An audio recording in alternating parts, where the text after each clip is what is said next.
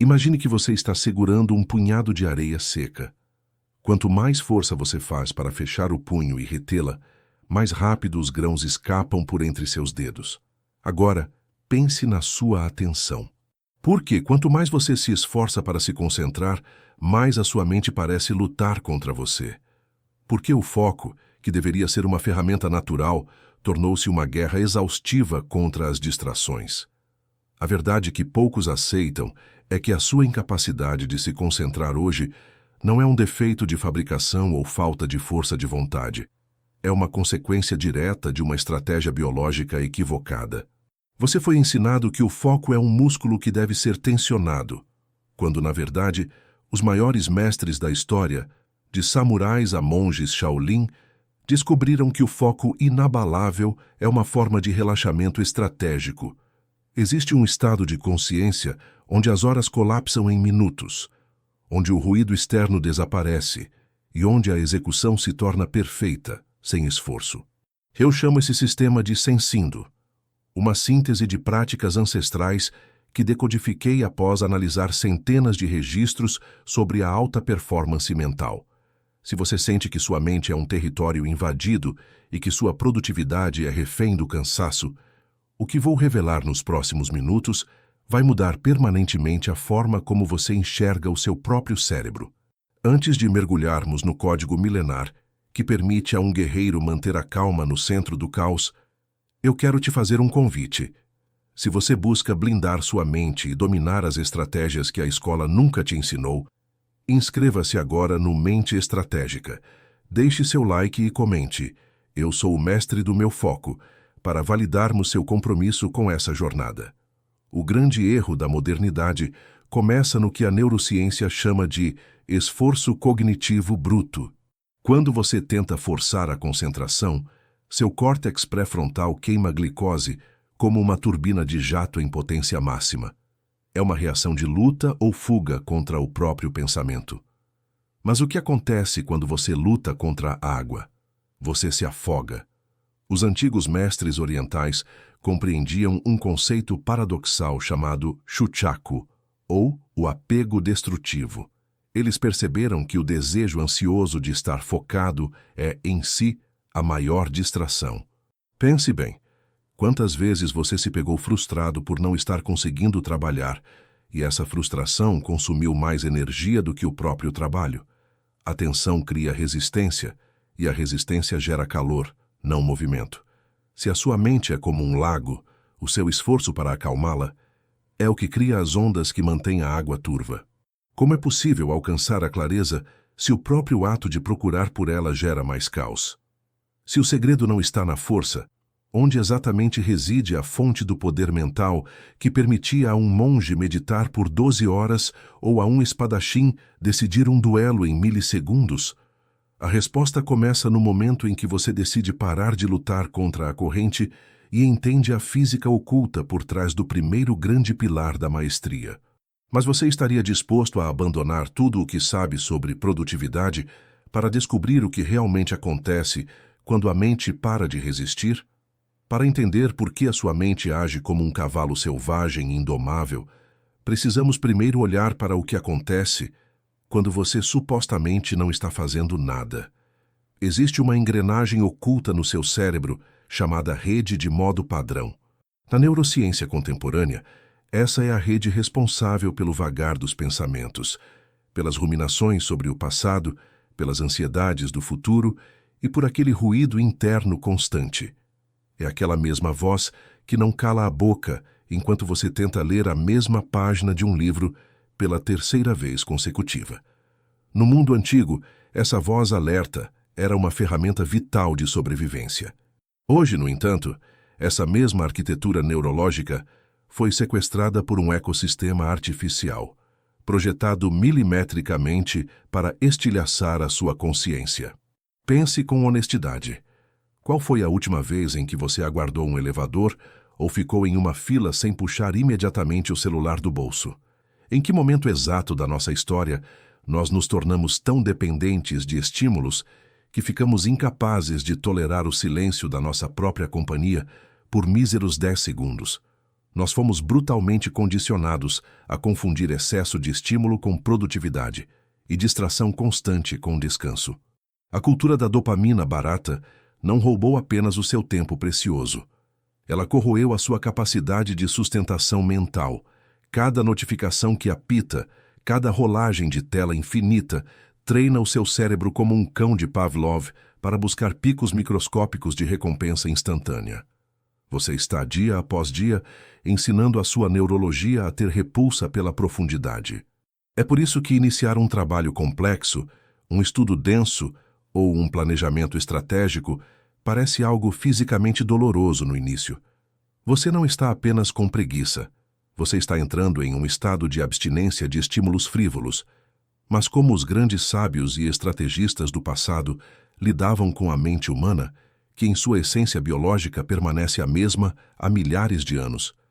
A diferença não estava em uma genética superior, mas na forma como eles se relacionavam com o caos. Eles entendiam desde cedo que a mente é por natureza inquieta e caótica. O grande erro do homem moderno é tentar aprisionar esse caos em uma jaula feita de pura força de vontade. Os antigos descobriram que você não pode obrigar a mente a parar de se mover pela força bruta, mas pode oferecer a ela um centro de gravidade tão poderoso que ela escolha retornar por conta própria. A verdadeira tragédia da nossa era não é a falta de informação. É que a sua atenção foi fatiada tão fina que você sente que está fazendo 1000 coisas simultaneamente, quando, na realidade, não está presente em absolutamente nenhuma. A ilusão da vida multitarefa é a mentira mais devastadora que já nos venderam. Quando você divide sua atenção, você não divide o seu esforço. Você multiplica exponencialmente a sua exaustão. E é exatamente neste ponto de fadiga extrema que uma armadilha invisível se fecha sobre você. Você já notou que o desespero para recuperar o foco perdido é a própria força que o mantém afastado? O que acontece com a precisão da sua mente quando o medo de se distrair se torna muito maior e mais barulhento do que a própria tarefa que está à sua frente? A armadilha invisível da qual falávamos tem um nome antigo. Os mestres zen budistas a chamavam de shuchaku, que pode ser traduzido como apego destrutivo. Pense na última vez em que você teve uma insônia terrível. Você deitou a cabeça no travesseiro, olhou para o relógio e pensou: eu preciso dormir agora, ou estarei completamente destruído amanhã no trabalho. O que aconteceu em seguida? Quanto mais você tentava se forçar a dormir, mais desperto, ansioso e frustrado você ficava. O coração acelerou. A mente começou a correr. O sono, assim como o foco profundo, é um estado de rendição, não de conquista pela força bruta. Você não pode intimidar o seu próprio cérebro para que ele relaxe. O shuchaku ocorre exatamente quando a sua mente se apega com tanta agressividade ao resultado final que ela se esquece completamente de habitar o presente para executar o processo. Na arte tradicional japonesa do arco e flecha, conhecida como kyudo, existe uma lição que é quase perturbadora para a nossa mentalidade ocidental obcecada por metas. O mestre diz ao aluno que o objetivo final não é acertar o alvo. Se o arqueiro focar excessivamente no centro do alvo, sua mente imediatamente se divide. Uma parte viaja para o futuro, desejando a vitória e temendo o fracasso, e apenas uma fração minúscula permanece no presente, segurando a madeira do arco. Essa divisão milimétrica da atenção gera uma tensão inconsciente nos ombros, altera o ritmo da respiração e faz a mão tremer de forma imperceptível. A flecha erra. O mestre ensina que o arqueiro, o arco, a flecha e o alvo devem se tornar uma coisa só. O foco perfeito não é a obsessão implacável por acertar. É a entrega total e absoluta ao ato de puxar a corda e soltar. O acerto é apenas um subproduto natural, um eco de um processo executado com presença inabalável. Agora traga essa filosofia para a sua realidade cotidiana. Quando você senta diante do computador para estudar, planejar a sua carreira ou escrever um projeto importante, onde está verdadeiramente a sua mente? Ela está imersa na tarefa em si ou está no medo paralisante de não terminar a tempo? Ela está focada no aprendizado ou na ansiedade esmagadora de que o resultado não fique bom o suficiente para impressionar alguém. Essa fissura na sua atenção é o que destrói a sua performance diária. Você passa a gastar 80% da sua preciosa energia mental gerenciando a ansiedade de precisar focar e apenas 20% executando a tarefa que está na sua frente. É uma matemática cruel e insustentável. Nós fomos ensinados a idolatrar a linha de chegada e a tolerar o caminho. Mas os estrategistas de elite operam em uma geometria mental inversa. Eles se desapegam emocionalmente do resultado final para investir toda a sua largura de banda neurológica na ação imediata. A grande ironia da alta performance é que para conseguir exatamente o que você mais quer, você precisa parar de se importar desesperadamente com isso durante o momento da execução. O foco não é algo que você caça e aprisiona. É um estado que você permite que aconteça quando remove o atrito do excesso de vontade. Mas se a força bruta não funciona, e se o desejo desenfreado de focar é exatamente o que afasta o foco de você, ficamos diante de um abismo prático. A mente humana precisa desesperadamente de um lugar para pousar, ou continuará vagando infinitamente pelo espaço escuro das preocupações e das distrações digitais. Se não podemos forçar a mente a ficar parada, como os guerreiros invictos da antiguidade conseguiam domar esse instinto caótico e transformá-lo em uma arma de precisão cirúrgica? Qual é o objeto, a âncora específica, capaz de prender a sua atenção de forma tão avassaladora que todo o resto do mundo ao seu redor simplesmente desaparece? Para ancorar uma mente que foi treinada a vida inteira para fugir, os antigos yogis desenvolveram uma instrução absurdamente simples, mas que desafia tudo o que achamos saber sobre a nossa própria capacidade mental. Eles chamavam essa prática de dharana, ou a sustentação do ponto singular. A instrução era brutalmente clara. Fixe a sua mente em um único objeto, como uma flecha cravada em seu alvo. Não em 10 coisas, não em 5, em apenas uma. O princípio fundamental por trás disso é que você não pode impedir um macaco de pular de galho em galho, pois essa é a sua natureza biológica. Mas você pode, estrategicamente, oferecer a ele um único galho para o qual ele deve sempre retornar. Este é o conceito da âncora. Pense em Miyamoto Musashi, o lendário Ronin e, indiscutivelmente, o maior espadachim da história do Japão, que sobreviveu a mais de 60 duelos mortais sem jamais ser derrotado. Musashi compreendia intimamente que, em um combate de vida ou morte, um único pensamento difuso, uma mínima hesitação ou uma fração de segundo pensando no resultado da luta significava o fim. A lenda relata que ele desenvolveu a capacidade de encarar a ponta de sua própria espada por horas a fio, em silêncio absoluto. Apenas a ponta da lâmina, o resto do mundo, o barulho ensurdecedor da batalha, a respiração do inimigo, o próprio medo da morte. Tudo isso simplesmente evaporava. Ele moldava a sua mente para ser exatamente como a ponta daquela espada, afiada o suficiente para cortar qualquer distração ao meio. O guerreiro que tenta olhar para tudo ao mesmo tempo acaba cego para o que realmente importa. A sua atenção dividida não é apenas inútil, ela se torna um risco letal.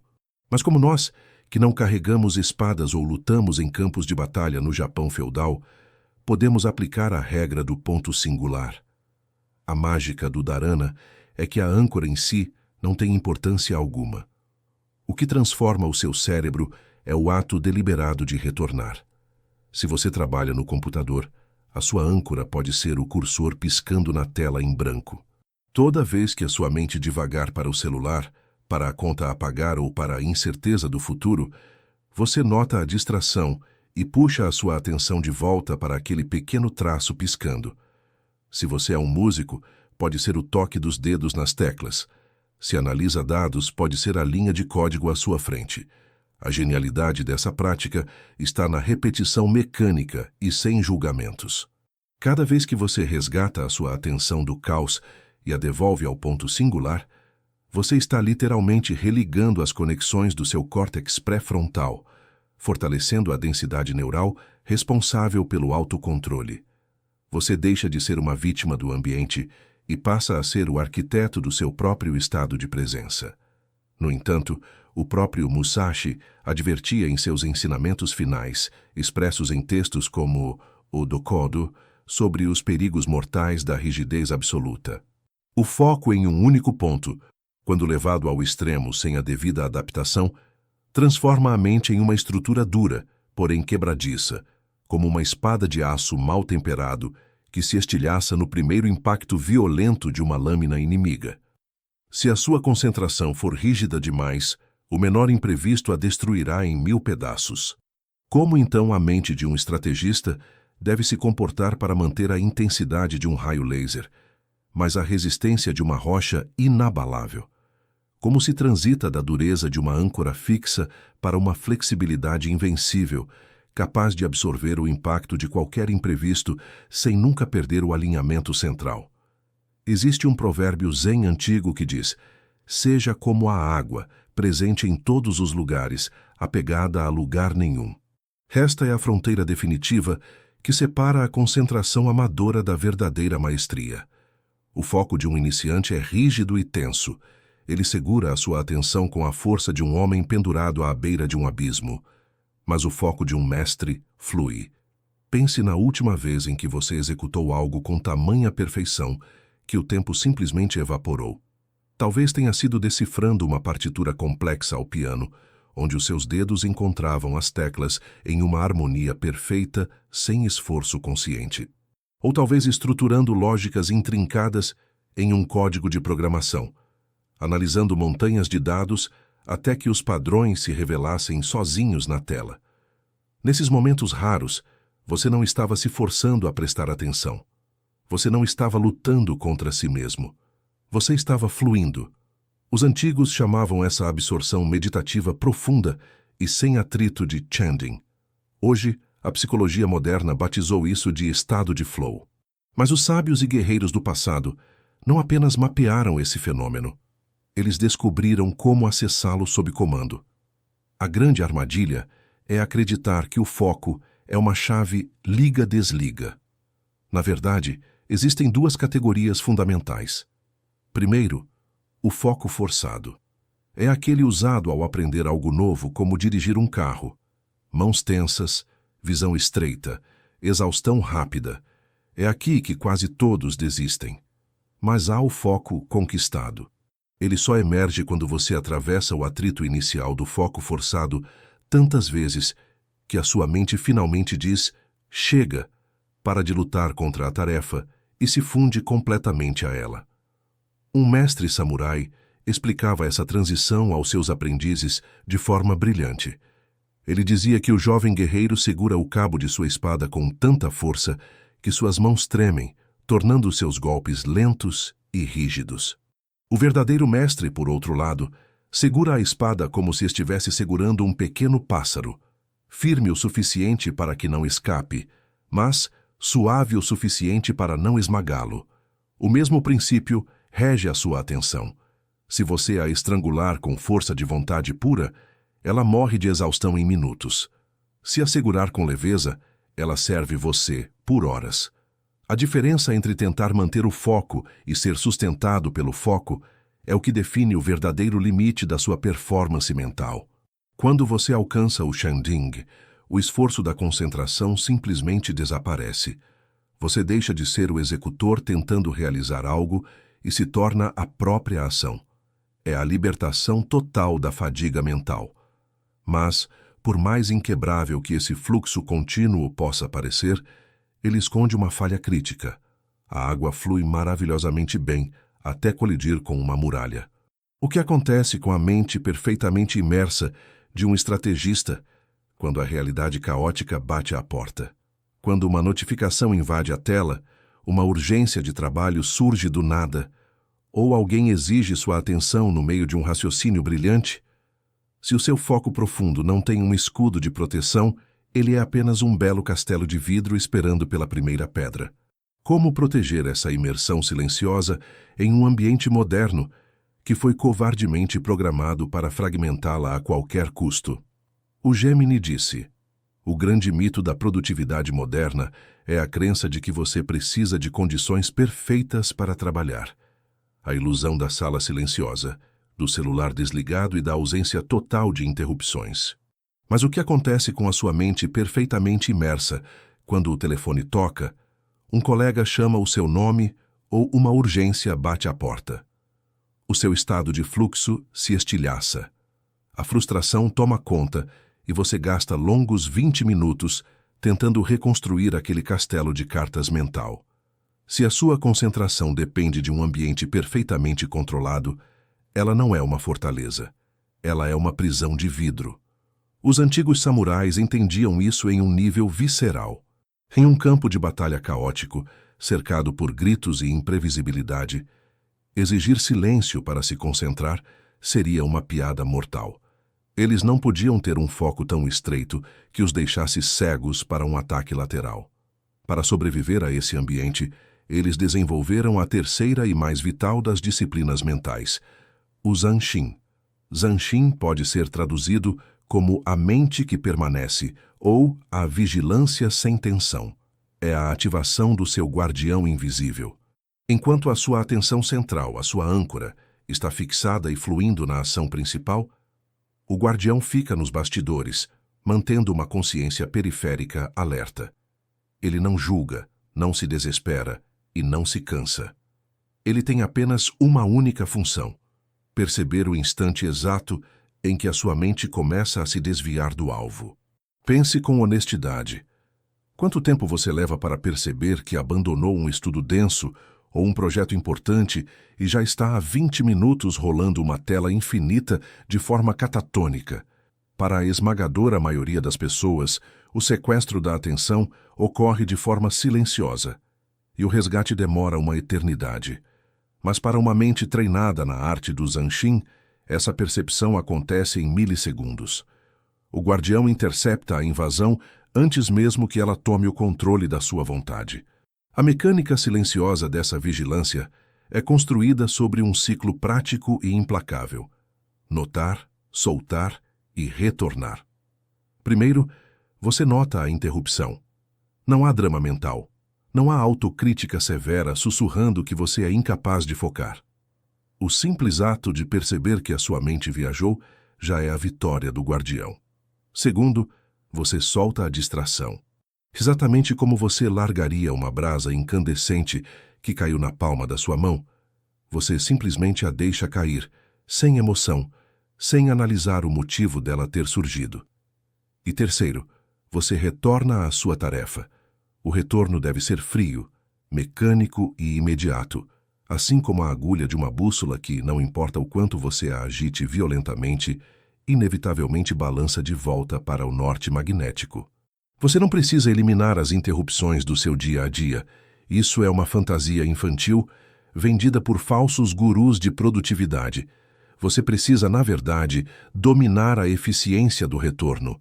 A força inabalável do Zanshin não reside na utopia de nunca se distrair, mas na habilidade de tornar o tempo entre a distração e a recuperação tão absurdamente curto que a sua produtividade mal registra a falha. Quando você treina esse guardião diariamente, o resgate passa a ser subconsciente. A sua mente se torna como um penhasco de granito. As ondas do caos inevitavelmente batem, quebram e recuam, mas a estrutura permanece intacta. No entanto, e se pudéssemos ir um passo além na maestria? E se as próprias distrações incessantes e o barulho perturbador do mundo não fossem obstáculos, mas sim o combustível exato para blindar o seu intelecto? O que acontece com a sua capacidade de realização quando você para de implorar por silêncio e começa a usar o pior dos cenários como o seu parceiro de treinamento definitivo? Existe uma história fascinante sobre um dos maiores prodígios do xadrez moderno que ilustra perfeitamente o poder brutal de abraçar o caos. Quando criança, ele perdia o foco constantemente durante seus treinamentos porque sua irmã ouvia música alta no quarto ao lado. Ele ficava furioso, batia na parede, exigia silêncio absoluto e implorava por condições perfeitas para estudar as suas estratégias. Essa é a exata reação de quase todos nós quando o mundo ousa interromper a nossa linha de raciocínio. Nós nos sentimos injustiçados pelo barulho. Foi então que seu mentor lhe disse uma verdade dura e implacável. Se você só consegue ser um gênio no silêncio do seu quarto, você será massacrado no mundo real. Torneios de xadrez são ambientes extremamente hostis. A tosse, cadeiras rangendo, pessoas sussurrando e relógios batendo. O mestre o instruiu a fazer o impensável. Ele deveria ligar o rádio de propósito e em alto volume durante os seus treinos mais difíceis. No início, foi uma tortura psicológica. A música parecia arrancar a sua concentração à força, e ele perdia partidas que costumava dominar de olhos fechados. Mas, ao invés de lutar contra o som e se revoltar contra o ambiente, ele começou a aplicar o princípio do guardião. Toda vez que a melodia capturava a sua atenção, ele notava o desvio, soltava a irritação emocional e retornava mecanicamente a sua mente para o tabuleiro. Ele transformou a interrupção, que antes era o seu maior inimigo, em seu parceiro de treinamento mais implacável. Ele fez esse movimento de retorno dezenas, centenas, milhares de vezes, até que um dia algo extraordinário aconteceu. Após passar horas mergulhado em uma partida de extrema complexidade, ele levantou os olhos e percebeu que o rádio estivera tocando no volume máximo o tempo todo, mas ele simplesmente não havia escutado uma única nota. O seu cérebro havia construído uma muralha de isolamento de dentro para fora. Essa é a verdadeira alquimia da interrupção. A indústria da produtividade moderna mente para você quando diz que a solução definitiva é deletar todos os aplicativos, fugir para uma montanha e buscar um ambiente estéril. A vida real é barulhenta, indisciplinada e imprevisível. Alguém vai te interromper no meio daquele raciocínio brilhante. O mundo vai exigir a sua atenção quando você menos quiser dar. Se a sua performance mental entra em colapso toda vez que o universo não colabora com o seu planejamento, você não é o dono da sua atenção. Você é apenas um refém bem intencionado das circunstâncias. O segredo da alta performance não é construir um mundo onde as ondas do caos não existam, mas tornar a sua própria fundação tão espessa e enraizada que você mal registre o impacto da água batendo. Há um velho provérbio oriental que diz: caia 7 vezes, levante-se 8. Mas o que as traduções românticas não te contam é que na disciplina rígida da mente, a velocidade com que você se levanta muda drasticamente com o treinamento. Na primeira vez que você se distrai, leva 30 minutos para conseguir voltar ao trabalho. Na 100ª vez, leva 2 minutos. Na 1000ª vez, o seu guardião interno intercepta a queda antes mesmo que o seu joelho toque o chão. A distração bate na sua consciência e simplesmente escorrega, sem deixar rastros. Mas o que acontece quando você finalmente consegue fundir esses 3 pilares absolutos, a âncora inabalável do ponto fixo, a fluidez adaptável do estado de presença e a vigilância silenciosa do guardião? Como essas 3 ferramentas isoladas se entrelaçam para criar um estado cognitivo tão poderoso que é capaz de reescrever completamente as regras do que você acredita ser capaz de realizar em um único dia? Imagine um mestre forjador unindo 3 metais distintos sob altíssima temperatura para criar uma única lâmina indestrutível. Isoladas, cada uma das práticas mentais que exploramos possui uma força formidável, mas carrega também uma vulnerabilidade fatal. O ponto fixo, a sua âncora absoluta, fornece uma direção cristalina, mas, por si só, pode se tornar uma prisão mental tão rígida que esgota a sua energia. O estado de fluxo profundo permite que você trabalhe incansavelmente sem atrito, mas se não tiver uma âncora, ele o transforma em um barco à deriva, vulnerável a qualquer tempestade de interrupções. E o seu guardião vigilante, aquele instinto cego de retorno imediato, é o escudo perfeito contra o caos exterior. Mas um escudo não constrói impérios nem escreve teses. Ele apenas defende. É somente quando essas 3 forças colidem e se fundem irreversivelmente que o verdadeiro milagre cognitivo acontece. A esse ecossistema mental perfeitamente unificado, damos o nome de sensindo. O sensindo não é uma técnica trivial de produtividade que você aplica em um aplicativo de celular. É um estado de ser que você passa a habitar. A âncora é a sua espada forjada, apontada inexoravelmente para o alvo. O fluxo é a leveza implacável com a qual você empunha essa lâmina, movendo-se através dos problemas mais intrincados da sua carreira, sem que o peso da ansiedade paralise os seus movimentos. E o guardião é a sua visão periférica absoluta, operando silenciosamente nos bastidores, garantindo que nenhuma notificação vazia ou urgência fabricada por terceiros consiga apunhalar a sua concentração pelas costas. Quando esse trinômio sagrado se alinha, a mágica acontece de forma quase assustadora. Você para de tentar ter foco e passa a ser o próprio foco. Mas o que isso significa para a sua longevidade mental no implacável mundo real? A esmagadora maioria das pessoas hoje vive em um estado de exaustão crônica porque opera sob a ilusão brutal do esforço intermitente. Elas ligam e desligam a atenção centenas de vezes ao dia, queimando reservas massivas de glicose cerebral apenas para aquecer os motores da concentração, para então serem impiedosamente interrompidas 5 minutos depois. Com o sensindo, você simplesmente elimina esse custo de ignição. Você senta-se na sua mesa, abre o seu trabalho no meio de um saguão ruidoso ou de um escritório caótico e, em questão de segundos, a sua mente desce vertiginosamente para as profundezas da execução limpa. A confusão externa continua existindo. As pessoas continuam correndo e falando alto. Mas para você, o botão de mudo do mundo foi pressionado. A verdadeira vantagem injusta na economia moderna não pertence mais a quem tem o QI mais alto ou a quem trabalha mais horas.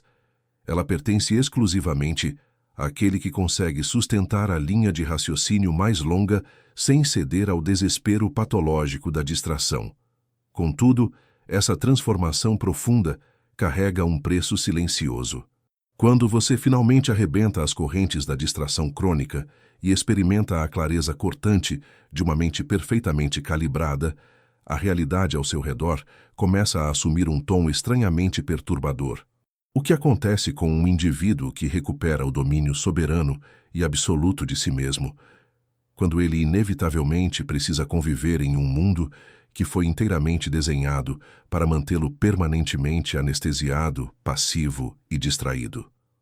O Gêmini disse: o mito da caverna de Platão narra a tragédia do homem que escapa da escuridão, vislumbra a luz do sol e, ao retornar para tentar salvar seus antigos companheiros, percebe que não consegue mais suportar viver entre as ilusões e as sombras.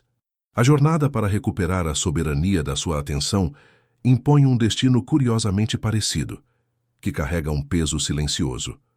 Quando você finalmente destrava o código do sensindo, fundindo a âncora do ponto fixo, a fluidez do estado de presença e a vigilância implacável do seu guardião interno, uma transformação irreversível acontece na sua arquitetura neurológica. O seu cérebro se recalibra para a clareza cortante e o desempenho absoluto. Mas aqui reside o grande aviso que os mestres antigos sussurravam apenas aos seus discípulos mais avançados. Uma vez que você experimenta a verdadeira maestria e a libertação mental, retornar ao pensamento fragmentado e caótico da multidão deixa de ser apenas um incômodo. Torna-se uma agonia física e espiritual insuportável. Imagine um samurai de elite, treinado a vida inteira para perceber o bater de asas de uma mosca a metros de distância, sendo subitamente forçado a viver os seus dias como um fazendeiro no meio de um mercado ensurdecedor, medíocre e sem propósito. É exatamente assim que você passará a enxergar a sociedade moderna. Você se sentará em reuniões de trabalho, onde perceberá quase instantaneamente que ninguém está realmente presente. Você caminhará pelas avenidas e verá milhares de pessoas com os pescoços curvados, hipnotizadas por telas de vidro brilhante, entregando a única moeda não renovável de suas vidas, o tempo, em troca de uma dose frívola de dopamina barata. A distração crônica, não será mais vista por você como um mero traço de personalidade moderno ou uma falha de caráter tolerável. Ela se revelará diante dos seus olhos como o que verdadeiramente é, uma forma nova, silenciosa e brutal de escravidão. Você deixará de ser um consumidor passivo de estímulos para se tornar um observador lúcido do caos alheio. A sua capacidade de isolar ruídos, de entrar em estado de fluxo sob comando e de blindar a sua mente contra interrupções baratas fará com que você opere em uma frequência de realidade quase alienígena para os padrões atuais. A economia deste século recompensa de forma desproporcional aqueles poucos indivíduos que ainda conseguem pensar profundamente, pelo simples fato de que o pensamento contínuo tornou-se o recurso humano mais escasso do planeta. Mas o que você fará com esse poder recém-conquistado e com esse tempo que foi violentamente arrancado das mãos do sistema de dispersão? Construirá o império profissional que sempre adiou? Estruturará a estratégia de vida que a exaustão o impedia de desenhar? Ou simplesmente desfrutará do luxo incalculável de estar inteiramente presente quando olhar nos olhos das pessoas que você ama? A verdadeira rebelião do nosso tempo não exige armas de fogo, não levanta bandeiras políticas e não acontece gritando nas ruas. Ela acontece em silêncio absoluto, no santuário invisível da sua própria consciência, no exato milissegundo em que você decide que não será mais uma engrenagem submissa, alimentando a máquina de distração global. Os antigos estrategistas orientais acreditavam que a mente é o último e definitivo território que ninguém, absolutamente ninguém, pode invadir sem a sua estrita permissão. Você finalmente tem nas mãos o código prático para trancar os portões de aço dessa fortaleza e governar o seu império interior de forma inabalável. A única pergunta que resta, agora que as correntes da ilusão foram rompidas e a luz ofuscante da clareza inunda a sua percepção, é profunda e urgente. Qual será o primeiro movimento estratégico que a sua nova mente executará quando você se levantar dessa cadeira?